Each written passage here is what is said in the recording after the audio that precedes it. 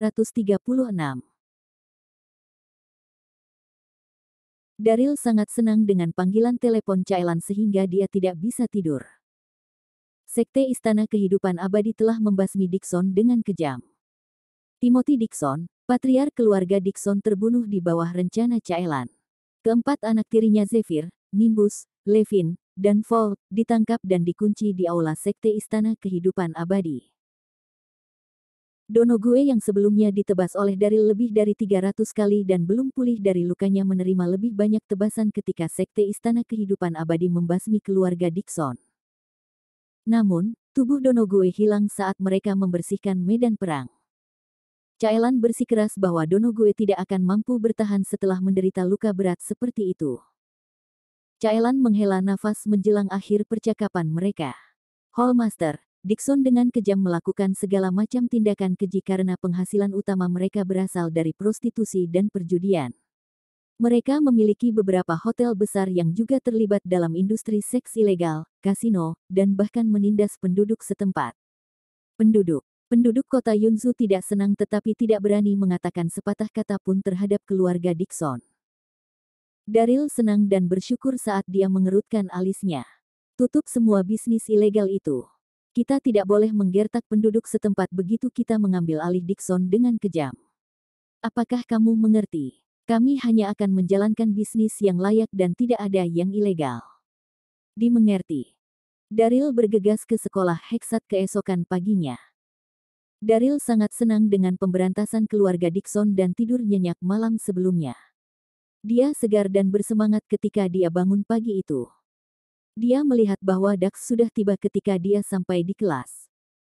Daryl berjalan menuju Dax dengan senyuman dan merasakan sesuatu yang aneh dengan suasana kelas saat dia duduk. Orang-orang di sekitar Daryl menatapnya dengan mata penuh ejekan dan ejekan sambil berusaha menahan tawa mereka. Daryl menghela napas. Tidak diragukan lagi, mereka pasti tahu tentang apa yang terjadi kemarin di kompetisi eliksir. Daryl pura-pura tidak melihat mereka dan tersenyum pada Dax sebelum dengan lembut berkata, "Dax, aku punya kabar baik untukmu. Dixon sudah dibasmi." Kabar baik seperti itu secara alami harus dibagikan kepada teman-teman baik. Dax tertawa mendengar kata-kata Daryl, "Aku tahu tentang ini tadi malam. Kudengar tak satu pun dari mereka yang dibiarkan hidup. Sial, aku sangat senang hanya dengan memikirkannya." Dax melanjutkan, "Sayang sekali aku tidak tahu siapa yang melakukannya, kalau tidak aku akan berterima kasih padanya." Sosok cantik melangkah ke ruang kelas saat Dax menyelesaikan kata-katanya. Itu adalah guru mereka, Isabella. Pelajaran pertama mereka adalah alkimia. Isabella mengenakan gaun hijau zamrud yang terlihat modern dan halus. Nona Monty adalah kecantikan yang nyata. Beberapa siswa laki-laki di kelas tidak bisa menahan diri untuk tidak berseru. Namun, semua orang bisa tahu bahwa Isabella sedang dalam mood abad hari ini. Ada ekspresi cemberut di wajahnya yang cantik. Jelas dia masih tertekan karena kalah dalam kompetisi eliksir kemarin. Daryl menghela nafas ketika dia berpikir untuk mencari kesempatan untuk menghiburnya. Pada saat itu, Miles menyeringai dan berkata, "Nona Monty, saya dengar Anda berpartisipasi dalam kompetisi eliksir kemarin." Para siswa di kelas Ali menatap Isabella setelah mendengar kata-katanya. Sebenarnya, semua orang sudah tahu tentang apa yang terjadi kemarin. Mereka tidak punya niat untuk mengejek Isabella, tetapi mereka ingin mengambil kesempatan untuk mempermalukan Daryl. Isabella hanya mengangguk saat wajahnya memerah karena malu karena menyebutkan kompetisi eliksir kemarin. Benar saja, Miles melihat ke arah Daryl dengan wajah penuh ejekan saat melihat Isabella mengangguk. "Daryl, kamu juga tahu cara memurnikan pil. Mengapa kamu tidak membantu Miss Monty memenangkan kejuaraan?" Beberapa siswa lain mencemooh setelah Miles menyelesaikan kata-katanya. "Betul sekali, Nona Monty, Anda terlalu percaya pada Daryl. Bagaimana menantu yang masih hidup seperti dia tahu cara memurnikan pil?" Tepat sekali, Nona Monty tidak akan kehilangan sedikit pun jika bukan karena main-mainnya. Dia bahkan tidak masuk 10 besar. Daryl tidak mau repot menghibur mereka dan hanya tersenyum acuh tak acuh. Isabella sedikit cemas dan melangkah masuk. "Kalian semua, berhenti menyebutkannya lagi. Sebenarnya, itu adalah kesalahan saya sendiri selama kompetisi eliksir kemarin, itu tidak ada hubungannya dengan Daryl. Declan tidak bisa menahan diri untuk tidak berdiri dan berkata, Nona Monty, Anda tidak perlu menjelaskan diri Anda sendiri. Jelas bagi semua orang bahwa Daryl telah menyeretmu ke bawah. Kamu orang yang baik, itu sebabnya kamu tidak sopan untuk mengatakannya. Declan memandang Daryl dan melanjutkan, Daryl, Nona Monty sangat kehilangan karenamu. Apakah kamu tidak punya sesuatu untuk dikatakan untuk dirimu sendiri? Bab 337. Daryl benar-benar tidak bisa berkata-kata. Persetan dengan anak-anak nakal ini. Isabella dan saya berpartisipasi dalam kompetisi eliksir sendiri. Apa hubungannya dengan salah satu dari kalian? Kalian banyak omong kosong, pikir Danilin marah. Daisy berdiri sebelum Daryl bisa berbicara dan dengan nada menghina berkata, Daryl, aku tidak percaya kamu masih punya nyali untuk berada di sini. Aku bahkan tidak akan berani bersekolah jika akulah yang merusak peluang menang Miss Monty. Dax tidak bisa menahan diri lagi dan membanting meja. Dia berdiri dan melihat sekeliling kelas sebelum memarahi, apakah kalian tidak ada yang lebih baik untuk dilakukan? Partisipasi Daryl dan Isabella dalam kompetisi bukanlah urusanmu. Seluruh kelas langsung terdiam setelah mendengar omelan Dax. Declan adalah satu-satunya yang berdiri, menggigit peluru, dan berkata, Dax, kami hanya mengatakan itas itu. Daryl sendiri bahkan tidak memperdebatkannya, jadi mengapa kamu begitu tidak masuk akal? Jadi bagaimana jika Anda adalah orang yang kuat di kota Donghai? Ini adalah Heksat. Sekolah dan berkelahi dilarang. Persetan. Dax tidak memedulikan peraturan sekolah saat dia mengeluarkan pipa logam dari laci mejanya dan bergerak menuju Declan. Biarkan saja, Dax. Tidak ada gunanya berdebat dengan mereka. Daryl dengan cepat menahannya. Daryl dan Dax berkelahi di hari pertama sekolah dan dihukum lari ratusan putaran di sekitar lapangan olahraga. Dia tidak ingin lari lagi. Apa yang bercanda? Dax mendengus dan duduk kembali. Daryl, aku tidak percaya kamu bisa tahan dengan omong kosong mereka. Declan merasa berani setelah melihat Dax duduk kembali. Dia menunjuk Daryl dan berkata, Daryl, kamu mungkin tidak punya apa-apa lagi untuk dikatakan karena kamu salah. Seluruh kelas tertawa terbahak-bahak dalam sekejap.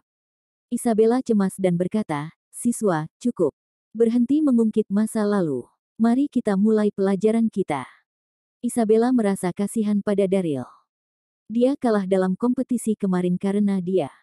Kesalahan sendiri. Dia tidak pernah berpikir Daryl akan menjadi orang yang harus disalahkan. Kelas menjadi sedikit tenang setelah mendengar omelan Nona Monty, tetapi beberapa siswa masih berbicara tentang Daryl. Pada saat itu, langkah kaki terdengar dari pintu kelas, dan mengikutinya adalah ketukan di pintu. Permisi, apakah ini Nona Monty? Seluruh kelas segera memusatkan pandangan mereka ke arah itu.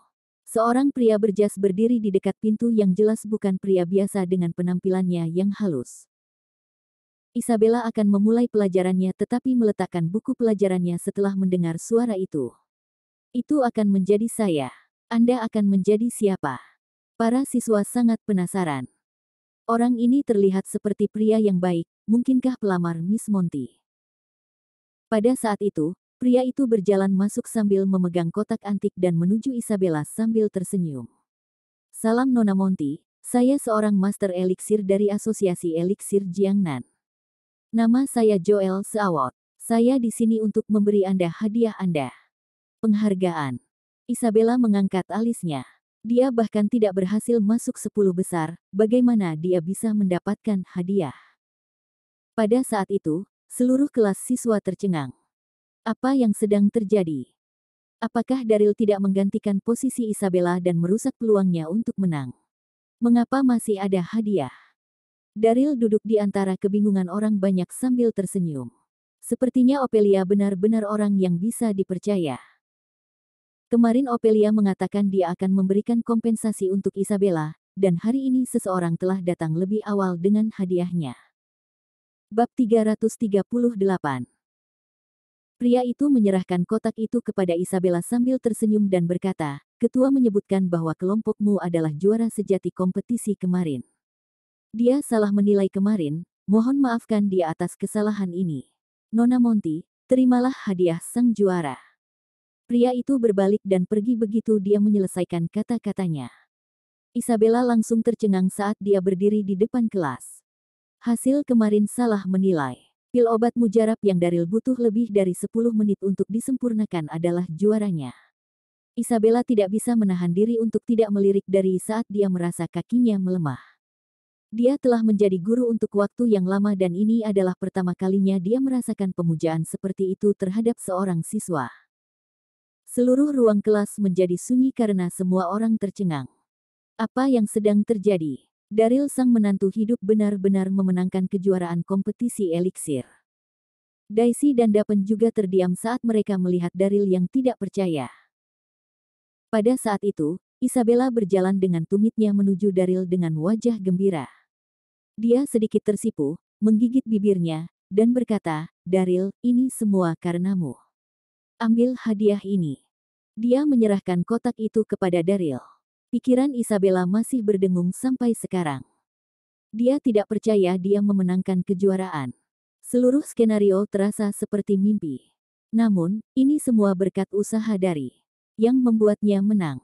Secara alami, hadiah itu harus menjadi miliknya. Daryl tersenyum dan menggelengkan kepalanya. Nona Monty, Anda terlalu baik. Anda adalah peserta dalam kompetisi. Bagaimana saya bisa mengambil hadiah ini dari Anda? Anda harus menyimpannya. Sejujurnya, Daryl tidak berniat pamer selama kompetisi eliksir. Dia tidak akan mengikuti kompetisi atas nama Isabella jika dia tidak melihatnya gagal. Tidak masalah baginya apakah dia dihargai atau tidak. Isabella hanya bisa tersenyum dan mengangguk melihat kegigihan Daryl dan kembali ke depan kelas. Isabella linglung saat dia mengajar pelajarannya. Cheers berbalik di tengah pelajaran dan dengan lembut bertanya, "Daryl, pil apa yang kamu saring kemarin?" Cheers tidak menghadiri kompetisi eliksir karena dia memiliki hal-hal yang harus dihadiri. Namun, dia mendengar banyak tentang kompetisi bahkan sebelum tiba di sekolah hari ini.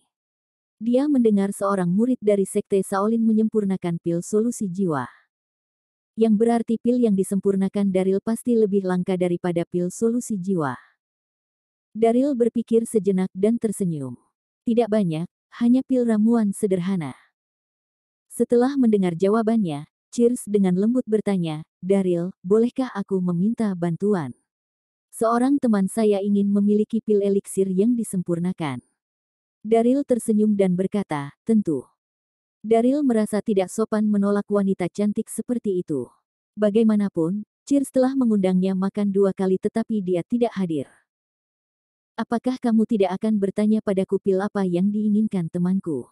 Tanya Cheers kaget. "Aku bisa membuat pil apa saja yang mereka mau," kata Daryl. Terus terang. Manual eliksir tak terbatas mencatat metode untuk memperbaiki lebih dari 1000 pil eliksir yang berbeda. Daryl bisa memurnikan pil apapun selama itu tidak terlalu langka. Cheers tidak bisa menahan diri untuk tidak melirik Daryl beberapa kali lagi. Semua orang menyebutnya baik untuk apa-apa hidup menantu, tetapi dia tampaknya tidak berguna sama sekali. Dax dipenuhi dengan kekaguman pada Daryl dan dengan halus mengacungkan jempol ke arahnya. Daryl adalah pria yang cakap. Bahkan wanita cantik seperti Cheers meminta bantuannya, pikir Dax. Dax kemudian melihat ke arah Cheers dan berkata, "Cheers, kamu bisa pergi ke Rin juga jika ada hal lain yang perlu kamu bantu. Saya memiliki koneksi yang bagus di kota Donghai. Beritahu saya jika ada orang di kota Donghai yang tidak menghormati Anda, saya akan memastikan." Cheers tersenyum dan menyela Dax sebelum dia bisa menyelesaikan kalimatnya. "Terima kasih tapi tidak, terima kasih." Dia segera membalikkan tubuhnya. Wanita cantik seperti Cheers jelas akan bertindak arogan dan superior. Motherker. Dax menggaruk kepalanya sambil merasa sedih dan dengan lembut berbisik pada dirinya sendiri, dia begitu saja menolakku. Dia benar-benar femme fatale. Dax Sanders, tutup mulutmu." Pada saat itu, Isabella menatap Dax dengan alis berkerut. Namun, mata Isabella menunjukkan ekspresi lembut ketika mendarat di Daryl. Bab 339. Saat itu jam 8 malam. Kota Donghai benar-benar menggambarkan dirinya sebagai kota yang semarak dan ramai karena diterangi cahaya yang terang. Daryl telah tiba di sebuah komunitas villa di pinggiran kota atas undangan Cheers. Bagian depan villa ini menghadap pegunungan sedangkan bagian belakangnya menghadap ke danau. Lokasinya cukup bagus tapi agak terpencil. Daryl mengerutkan alisnya ketika dia berdiri di depan villa dan tidak bisa menahan diri untuk bertanya, "Cheers, mengapa kamu membawaku jauh-jauh ke sini? Bukankah aku seharusnya membantu temanmu memurnikan apel?" Cheers tampil luar biasa cantik, memikat, dan misterius malam ini dengan slip dress hitamnya. Cheers tersenyum pada tipu muslihat Daryl dan dengan lembut menjawab, "Itu karena teman-temanku ada di sini. Teman-teman terbaik saya dan saya mengadakan pertemuan di sini hari ini. Saya membeli villa ini baru kemarin untuk bersenang-senang dengan teman-teman saya. Kami tidak suka diganggu karena itu sangat terpencil." Sial. Cheers membeli seluruh villa hanya untuk bersenang-senang dengannya teman. Bagaimanapun, dia adalah seorang wanita muda dari salah satu keluarga terkaya di Kyoto, jadi wajar saja pengeluarannya akan sangat mewah. Daryl benar-benar tercengang ketika dia melangkah melewati pintu masuk utama villa. Suara lucu beberapa gadis bisa terdengar dari dalam villa. Villa ini dilengkapi dengan guite yang mewah. Fasilitasnya juga dilengkapi dengan garden serta kolam renang luar ruangan. Lingkungannya damai namun tidak kekurangan keanggunan. Itu tidak kalah dengan Sanders Mansion. Interior villa sangat semarak dengan pesta kecil-kecilan yang diadakan di tepi kolam renang. Selusin wanita berbikini sedang minum sambil mengobrol sambil tertawa. Beberapa wanita cantik juga asyik bermain dan berenang di kolam renang. Wanita-wanita ini tidak secantik Cheers, tapi tetap cantik. Daryl agak kewalahan melihat begitu banyak sosok menarik. Begitu banyak keindahan, sayang sekali Dax tidak ada di sini. Cheers ada di sini. Pada saat itu, kerumunan wanita cantik datang dengan ekspresi penasaran di wajah mereka saat memutuskan hubungan dengan Daryl. Siapa orang ini? Dia terlihat konyol dan lucu. Dia juga mengenakan pakaian murahan. Mengapa Cheers memiliki Apison sebagai temannya? Wanita-wanita ini adalah wanita muda dari keluarga terkemuka dan juga teman dekat Cheers. Mereka tentu saja bukan penduduk lokal dari kota Donghai. Wanita-wanita ini tahu Cheers selalu arogan, berkelas, dan tidak pernah tertarik pada pria manapun. Tidak ada pria yang bisa berjalan dengannya di malam hari. Semua jadi tercengang melihat Daryl. Pada saat itu, tatapan Daryl tertuju pada seorang wanita tertentu. Dia adalah yang paling terlihat di antara wanita-wanita ini dengan rambut merah panjang dan sangat cantik. Wanita ini adalah Evelyn Featherstone. Daryl dan Evelyn memang sudah bertemu 2 kali sebelumnya. Pertama kali selama lelang Roger di mana kakek Evelyn diracuni dari pilih eliksir dan Daryl menyelamatkannya. Yang kedua adalah saat Daryl mencuri ponsel Cheers. Evelyn membuat panggilan video malam itu, dan baru saja selesai mandi. Daryl tidak bisa tidak mengingat kejadian itu saat itu. Pada saat itu, Evelyn buru-buru berjalan dan dengan dingin berkata, "Daryl, beraninya kamu muncul di sini." Evelyn menjentikkan pergelangan tangannya dan mengeluarkan belati saat dia menyelesaikan kata-katanya. Evelyn masih mengingat kejadian itu dengan jelas. Dia baru saja selesai mandi dan ingin mengobrol dengan Cheers. Dia tidak tahu itu Daryl di ujung lain dari panggilan video. Evelyn tidak pernah berkencan dengan siapapun bahkan di usianya. Namun, dia telah mengekspos dirinya ke Daryl. Tidak pernah dia mengira dia akan bertemu dengannya di sini hari ini dari semua tempat. Daryl menggaruk-garuk kepalanya dan berkata, "Nona Evelyn, saya yakin kita sudah saling kenal. Tidak perlu terlalu pribadi." Bab 340. Daryl memasang wajah polos sebelum melanjutkan, "Sejujurnya, itu benar-benar bukan niatku untuk diam." Evelyn tersipu dan menggertakkan giginya saat dia memotong Daryl dan dengan marah berpikir, Daryl sangat kejam. Dia telah melihat saya di video call waktu itu dan kami sekarang bertindak tidak bersalah. Pria yang begitu kejam. Namun, tidak ada cara baginya untuk membalas. Dia dikelilingi oleh teman-teman dekatnya dan akan memalukan bagi Evelyn jika mereka tahu apa yang terjadi. Pada saat itu, Cheers berjalan mendekat dan bertanya dengan heran, Evelyn, apakah kalian saling kenal? Apa yang sedang kamu lakukan? Evelyn tersipu lagi dan berkata, Cheers, aku tidak akan tahu bajingan ini tentu saja. Bajingan. Daryl memiliki senyum masam di wajahnya dan dengan serius berkata, tidak, kami tidak saling kenal. Evelyn menatap Daryl dan bertanya kepada Cheers, mengapa kamu membawanya ke sini? Cheers tersenyum lembut dan menjawab, dia di sini untuk memurnikan apel untukmu. Apa? Daryl ada di sana untuk memurnikan apel untuk Evelyn. Evelyn tercengang dan Jitel cemas. Cheers, berhenti main-main. Bagaimana dia bisa tahu tentang penyempurnaan pil? Bahkan pil Refining Masters yang terkenal mungkin tidak dapat memurnikan pil yang diinginkan Evelyn. Bahkan lebih mustahil bagi Daryl untuk melakukannya. Pada saat itu, para wanita lain mengelilingi mereka dan tidak bisa menahan tawa mereka. Cheers, apakah kamu yakin orang ini tahu cara memperbaiki pilis? Yah, dia terlihat sangat bodoh. Dia tidak terlihat seperti orang yang tahu penyempurnaan pil. Para wanita menutup mulut mereka dan menertawakan Daryl setelah menyelesaikan kata-kata mereka. Cheers terkekeh dan berkata, dia adalah pria yang tahu penyempurnaan pil. Dia menoleh ke Daryl dan melanjutkan, Daryl, apakah Anda tahu cara memperbaiki pil yang Evelyn membutuhkannya? Daryl tertawa dan berkata, pil yang apakah perut Evelyn sakit saat sedang haid? Fungsi yang pil adalah untuk mengatasi nyeri perut saat menstruasi. Kamu. Evelyn menghentakkan kakinya karena marah. Perutnya memang sakit saat haid tapi cara Daryl mengatakannya terlalu kasar. Cheers kemudian menjelaskan situasi Evelyn kepada Daryl. Ternyata Evelyn telah berlatih metode kultivasi kitab suci gadis tak bernoda selama 2 tahun terakhir. Metode kultivasi ini agak populer di dunia seni bela diri. Kekuatan Evelyn meningkat drastis setelah berlatih metode kultivasi ini, tetapi ada sisi negatifnya.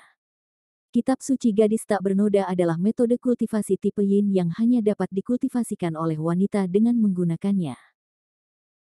Setelah mengolah kitab suci gadis tak bernoda, Evelyn akan sangat kesakitan selama siklus menstruasinya dengan perasaan dingin di sekujur tubuhnya. Kemudian, dia menemukan bahwa pil yang dapat menghilangkan energi dingin di tubuhnya. Sayangnya, metode penyempurnaan pil ini telah lama hilang. Cheers mencoba selama bertahun-tahun untuk menemukan pil yang untuk Evelyn melalui koneksi pribadinya tetapi masih tidak dapat melakukannya. Evelyn sangat malu dengan wajahnya yang semerah tomat. Dia menghentakkan kakinya dan berkata, Cheers, bagaimana kamu bisa menceritakan semuanya padanya? Daryl sudah melihat semua Evelyn selama panggilan video sebelumnya dan dia bahkan tahu rahasianya sekarang. Evelyn merasa sangat malu. Cheers tersenyum karena Evelyn seperti adik perempuan baginya. Apalagi masalah Evelyn bukanlah sesuatu yang memalukan yang tidak boleh diketahui. Cheers memiliki ekspresi serius di wajahnya ketika dia melihat Daryl dan bertanya, bisakah kamu memperbaiki pil yang? Daryl tersenyum kecil dan mengangguk. Beruntung bagi Evelyn, saya kebetulan tahu cara memperbaiki pil. Namun, dia mencoba membunuhku dengan belati barusan jadi aku tidak akan memperbaiki pil ini untuknya. Kecuali, dia memohon padaku untuk itu. Kamu.